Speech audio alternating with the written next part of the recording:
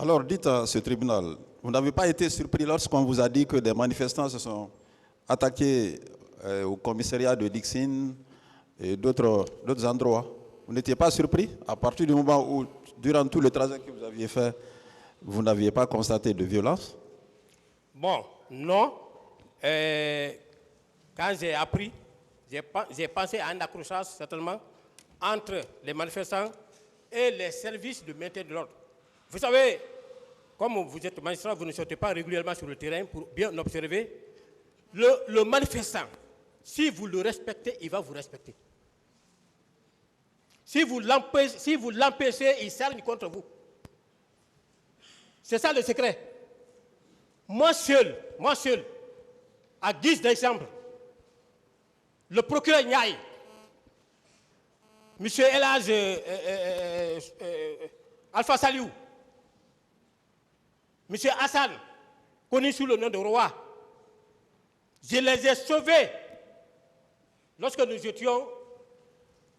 étions à Kidéa pour la révision du code pénal et du code de procédure pénale en 2016.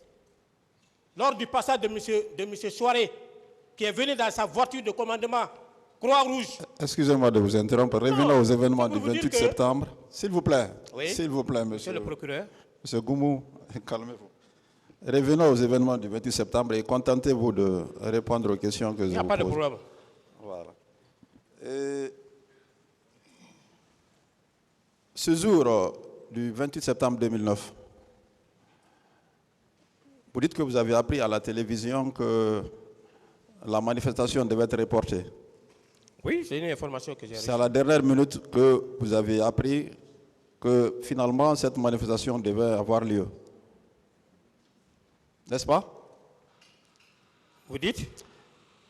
Après avoir reçu l'information la veille, qui vous a informé que finalement cette manifestation devait se tenir au stade du 28 septembre? Moi, je n'ai pas dit, quelqu'un m'a dit que finalement les manifestations devraient avoir lieu. J'ai dit, ça a été reporté, il y a un communiqué qui est passé pour reporter.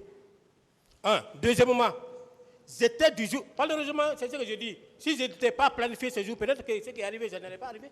Alors que c'est un fait qu'on faisait régulièrement. Moi, je suis venu, j'ai trouvé ma planification.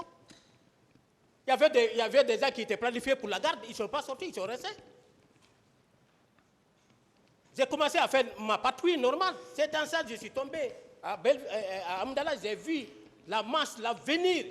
C'est là que je me suis rendu compte que donc la manifestation là, finalement, ça a eu lieu. Et quand je suis venu à Amdala, les gens qui venaient vers Koja, ils m'ont vu. Imagine un seul pick-up qui est au milieu des grands manifestants comme ça, qui ne t'agresse pas, parce que j'étais en tenue.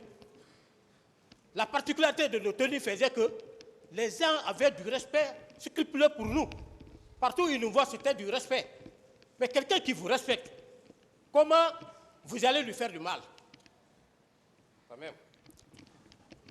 Vous voulez nous faire comprendre que c'est à tout hasard que vous êtes venu au stade du 28 septembre, puisque vous dites que vous n'avez personne ne vous a informé.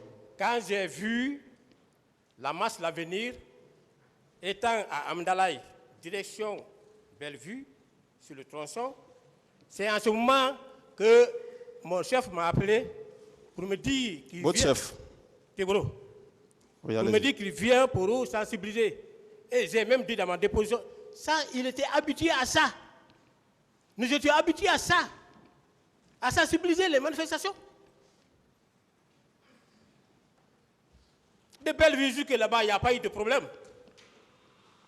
Si Toumba n'était pas venu, je ne serais pas là aujourd'hui.